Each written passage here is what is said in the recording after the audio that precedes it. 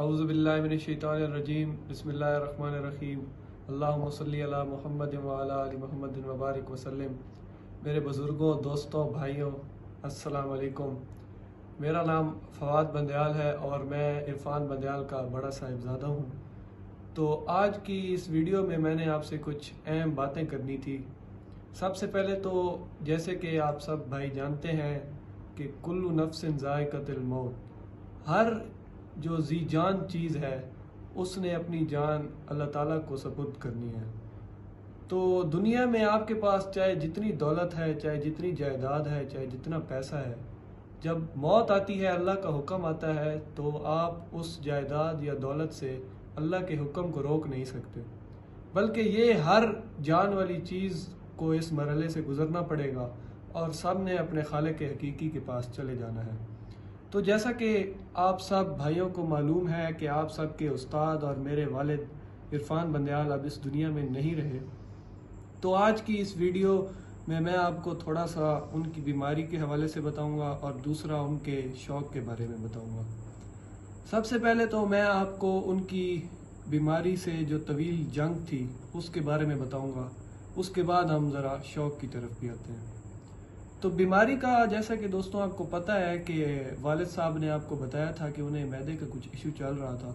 तो वो पिछले साल से चल रहा था इशू, जिसका मुख्तलिफ डॉक्टर्स जो है वो इलाज कर रहे थे, लेकिन जो मसले की तय थी उस तक कोई भी नहीं पहुंच पा रहा था कि क्या मसला है। और मतलब मुख्तलिफ डॉक्टर मुख्तलिफ अद्वियात दे रहे थे लेकिन अफाका नहीं हो रहा था। तो ये बात है 15 जून की, जब मेरे वालिद साहब एक मकामी डॉक्टर के पास गए तो उसने मेरे वालिद साहब को ज़रा डराया कि आपको मैदे का मसला नहीं है, क्योंकि मुख्तलिफ जो टेस्ट थे वो मैदे को बिल्कुल ठीक बता रहे थे कि मैदा आपका ठीक है, लेकिन वालिद साहब की दर्द ठीक नहीं हो रही थी। तो उसके बाद एक डॉक्टर था, उसने अल्ट्रासाउंड करवाया जो कि ठीक नहीं आया। उसके बाद हम 17 जून को सरगोदा गए, CT स्कैन करवाया और जिसमें मेरे वालिद साहब को कैंसर डायग्नोज हुआ, जो कि था भी स्टेज 4 का, यानी कि लास्ट स्टेज। तो उसके बाद हम फ़ौरन जो है वो रावलपिंडी चले गए कैंसर के ख़िलाफ़, यानी कि उसके इलाज कराने के लिए।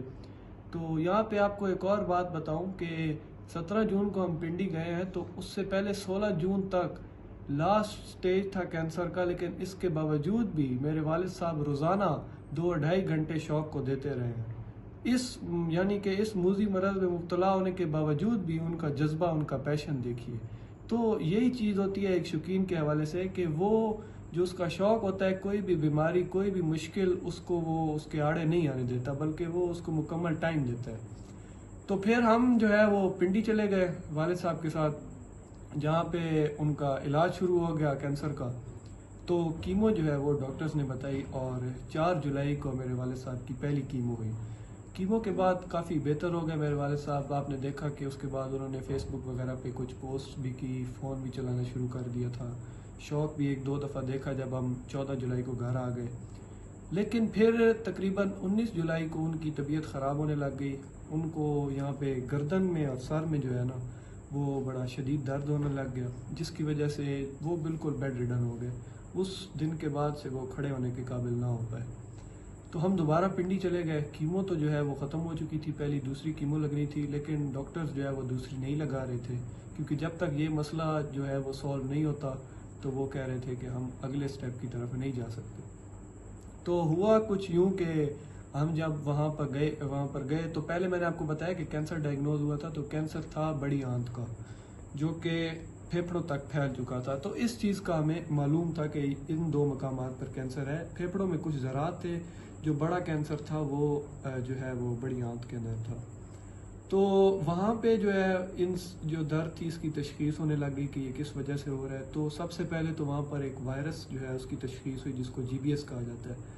तो उसका इलाज भी जारी रहा। लेकिन दूसरी तरफ जो सबसे ख़तरनाक चीज़ थी वो ये कि डॉक्टर्स को इस बात का कभी शुबा हो गया कि इनकी जो दिमाग की झिल्ली है इसके अंदर भी कैंसर जा चुका है, जो कि बहुत ही ख़तरनाक बात थी। लेकिन उसकी रिपोर्ट आने से पहले ही मेरे वालिद साहब की तबीयत काफ़ी बिगड़ गई। तो उनको ज़रा सांस में तंगी होना शुरू हो गई, जिसकी वजह से ऑक्सीजन मास्क लगता रहा। लेकिन 1-2 दिन ऑक्सीजन मास्क लगा, उस वक्त वो बोलने के भी काबिल नहीं रहे थे, इशारे से हमें समझाते थे बात, खड़े भी नहीं हो सकते थे, बस बेड रिडन थे। तो ऐसा हुआ कि ऑक्सीजन मास्क से जब इफाका नहीं हुआ तो एक दिन उनको ज़रा ज़्यादा मसला बन गया सांस का। तकरीबन मेरा ख्याल से 2 अगस्त था, जी 2 अगस्त। तो डॉक्टर्स ने बोला कि आप इनको वेंटिलेटर पर डालें फ़ौरन। हमारे लिए एक बहुत मुश्किल फ़ैसला था कि कैसे अचानक 1.5 माह के अंदर एक सेहतमंद आदमी जो है वो किस तरह बिल्कुल सेहतमंद था और अब वो वेंटिलेटर पे जा रहा है। तो हमने उन्हें वेंटिलेटर पे डलवा दिया, लेकिन वहाँ पे भी वो जो है वो सेहतयाब नहीं हो सके। जो है ज़िंदगी मौत है, अल्लाह का फ़ैसला है। आप जो है जितनी भी कोशिश कर लें आप उसको नहीं रोक सकते। तो 2 दिन वेंटिलेटर पर रहने के बाद 4 अगस्त को जुम्मे के रोज़ असर की नमाज के बाद मेरे वालिद साहब और आपके उस्ताद जो है वो खालिक हकीकी से जा मिले। इन्ना लिल्लाहि व इन्ना इलैहि राजिऊन। तो यूं जो है वो एक अहद जो था वो तमाम हुआ। असील की दुनिया के बेताज बादशाह आपके उस्ताद इरफान बंदयाल इस दुनिया से रुखसत हो गए और आप एक इंतहाई मुखलिस और मुशफ़िक जो है वो उस्ताद से महरूम हो गए और मैं एक अच्छे वालिद से महरूम हो गया। ये तो थी उनकी कैंसर से जंग और उनकी वफात। अब आ जाते हैं दूसरी चीज़ की तरफ, जो उनका शौक़ है। वो बहुत से लोग मुझे मैसेज कर रहे थे वालिद साहब के नंबर पे कि अब वो किसके पास है, क्या हो रहा है आगे, सारा कुछ पूछ रहे थे। तो मैंने सोचा कि आपको उसके बारे में आगाह कर दूं कि आगे हमारा क्या प्लान है शौक़ को लेके। तो मेरे वालिद साहब ने जो है वो मुझे काफ़ी बातें बताई भी थी शौक़ के बारे में कि ये चीज़ इस तरह होती है, इस तरह होती है। ख़ुद भी मुझे थोड़ा बहुत शौक़ था। तो इस तरह हुआ कि अब जो है वो शौक़ वो मेरे पास है और इंशाल्लाह मैं पूरी कोशिश करूँगा कि जिस तरह मेरे वालिद साहब ने 25-30 साल ये जो नायाब परिंदे थे पीर शाह आलम शाह के दौर से चले आ रहे थे, तो जिस तरह उन्होंने इसको अपना रात दिन दिया, बीमारी में भी इनकी जो है पूरी लगन के साथ उन्होंने की, तो इसी तरह मैं भी जो है वो उनके लेवल तक तो नहीं पहुंच सकता। आप सब जानते हैं कि वो तो माशाल्लाह उनका एक अपना ही लेवल था, लेकिन मैं कोशिश करूँगा कि किसी हद तक उनके परिंदों को महफूज कर सकूं और आप तक जो है वो शौक़ जो है वो सही तरीके से पहुंचाता रहूं। तो दूसरी बात यह है कि अभी जो परिंदे हमारे पास मौजूद हैं इंतहाई खूबसूरत हैं। आपको जो वीडियोस हैं वो आपको देखने को मिलती रहती हैं, पहले भी इंशाल्लाह आगे भी मिलती रहेंगी।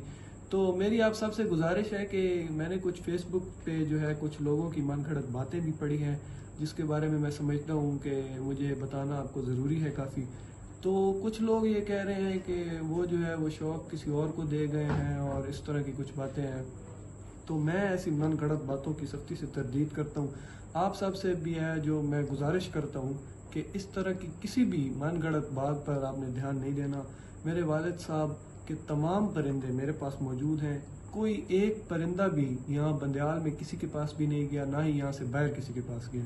सारे परिंदे मेरे पास मौजूद हैं और इंशाल्लाह मैं आपसे वादा करता हूँ कि जिस तरह मेरे वालिद साहब आपसे शौक़ शेयर करते थे यूट्यूब पे, फेसबुक पे, मैं भी इंशाल्लाह करता रहूँगा और आपकी जो कीमती आरा है वो भी लेता रहूँगा। आप जो है कमेंट्स में आपने सारे मुर्गे वगैरह देखे हुए हैं, तो आप भी मुझे मशवरा दिया करें कि कौन सा नर जो है वो कौन सी मादी के साथ लगाया जाए। जो हमने लगा रखे हैं वो भी हम आपको दिखाते रहेंगे। तो इस वीडियो में मैं अभी आपको एक अपना पसंदीदा जोड़ा भी दिखाऊंगा। बहुत ही खूबसूरत और नायाब परिंदा है और मादी भी बहुत खूबसूरत है, तो आप उसका भी शौक़ कीजिएगा। तो एक बार फिर मेरी आप सबसे ये गुजारिश है कि किसी भी किस्म की मनगढ़ंत बात पर आपने तवज्जो नहीं देनी और आपने जो है जो भी इसके हवाले से अपडेट होगी वो हमारे जो ये ऑफिशियल यूट्यूब चैनल है और जो फेसबुक का पेज है जिसका मैं आपको नीचे लिंक दे दूंगा उससे आपने लेनी है, किसी की भी बात पे तवज्जो नहीं देनी। तो अभी आपको मैं जो है एक जोड़ा दिखाता हूँ, आप उसका शौक़ करें। तो ये है वो मेरा पसंदीदा जोड़ा, ये आप देखें, ये नर आप देखें सब्ज दोदिया है और ये जोड़ा जो है ये अभी अपने आखिरी वक्त में लगा के गए थे, हमें कह के गए थे कि इसका इंशाल्लाह रिजल्ट बहुत अच्छा आएगा।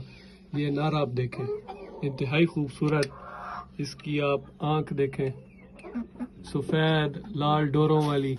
कोई भी चीज़ हो, परिंदा हो या जानवर हो, तो उस वो कितना खालिस है इसका पता उसकी आंख को देख कर लगता है।